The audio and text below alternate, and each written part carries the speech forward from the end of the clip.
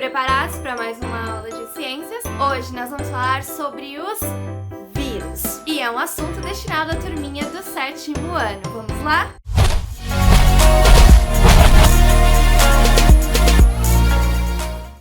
Os vírus, pessoal, são organismos conhecidos como acelulares, ou seja, são organismos que não possuem células, ok? Por esse motivo, os vírus não são classificados como seres vivos. Além disso, os vírus são menores que as bactérias, então já imagina, se uma bactéria é muito pequena, um vírus é menor ainda. Apesar de não terem células, os vírus, eles realizam alguns outros processos que são parecidos com os dos seres vivos. Os vírus se reproduzem, os vírus se adaptam-se muito bem ao meio ambiente, porém, só pelo fato do motivo de não existir células nos vírus, eles ficam fora da classificação dos seres vivos. Além disso, os vírus, eles não possuem metabolismo próprio e não conseguem se reproduzir sozinhos, ou seja, eles precisam sempre entrar dentro de uma célula para se reproduzir. Então,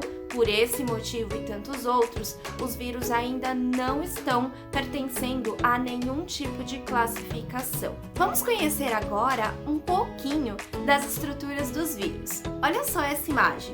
Como eu já havia mencionado para vocês, os vírus, eles não possuem nenhum tipo de célula, são conhecidos como acelulares. Os vírus possuem material genético. O seu material genético costuma estar envolvido por uma capa protetora que nós chamamos de capsídeo. Alguns tipos de vírus, além de possuir esse capsídeo que envolve o material genético, também possuem uma outra estrutura protetora que é chamada de envelope membranoso. Mas atenção, nem todos os vírus possuem esse envelope membranoso, ok? Os que possuem, nós chamamos de vírus envelopado e os que não possuem, nós chamamos de vírus não envelopados. Agora, uma característica que eu gostaria de frisar com vocês é que os vírus são considerados parasitas intracelulares obrigatórios. O que é isso, professora? Parasita intracelular significa que o vírus precisa sempre estar dentro de uma célula, ou seja, parasitar uma célula para que ele consiga realizar todas as suas funções, como se reproduzir, por exemplo. Por isso, ele é parasita intracelular obrigatório.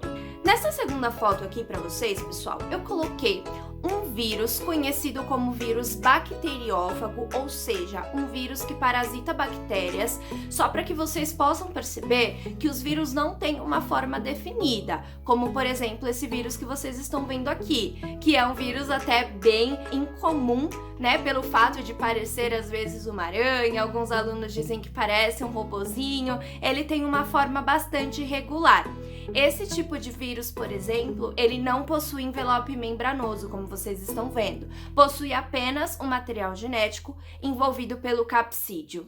Agora que eu já mostrei para vocês as estruturas principais dos vírus, eu gostaria de conversar um pouquinho com vocês sobre a importância de se estudar os vírus. A primeira importância que eu gostaria de falar com vocês aqui é a importância médica.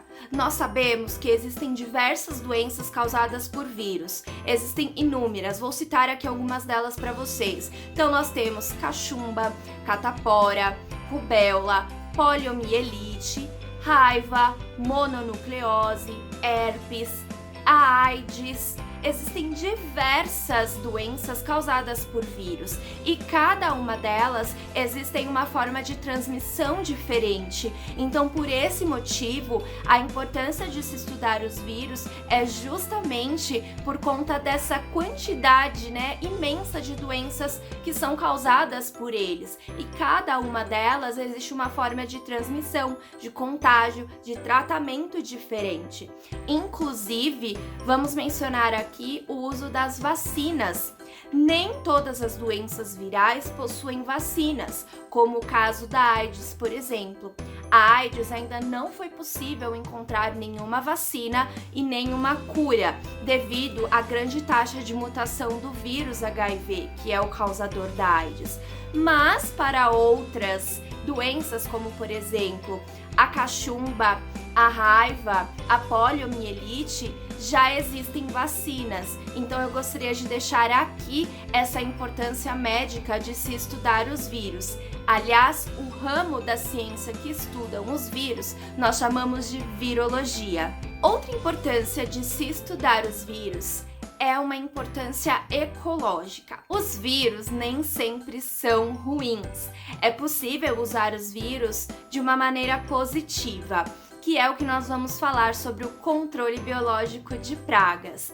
É possível utilizar os vírus para combater pragas em plantações agrícolas. Vou citar um exemplo aqui desta foto. Algumas lagartas das borboletas, elas acabam se tornando pragas em algumas plantações. Então é possível, ao invés de você utilizar agrotóxicos, venenos para combater essa praga, você pode utilizar os vírus.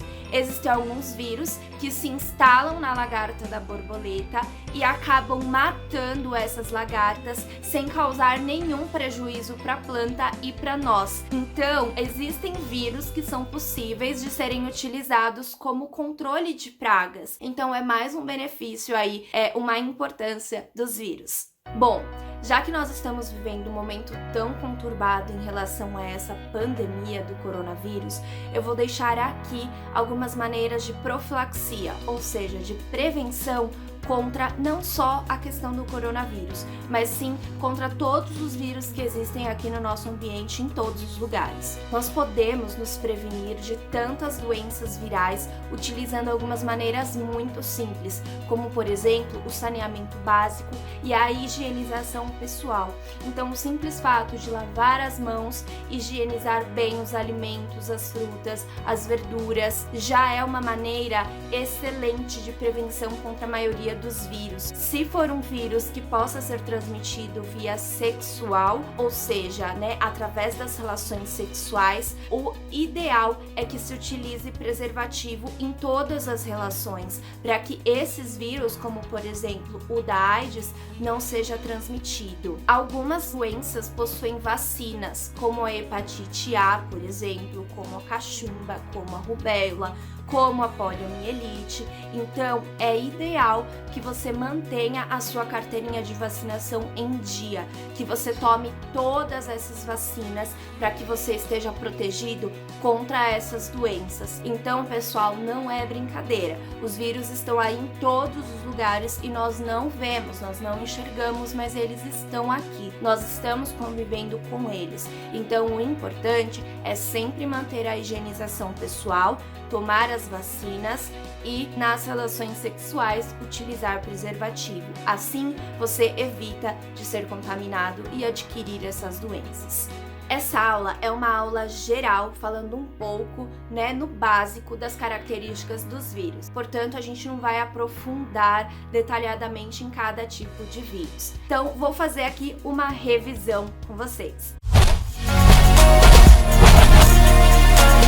Bom, lembrando que os vírus são organismos menores que as bactérias, eles são acelulares, ou seja, não possuem células, eles são considerados parasitas intracelulares obrigatórios, ou seja, para se reproduzir eles precisam sempre estar dentro de uma célula, porque fora eles não conseguem.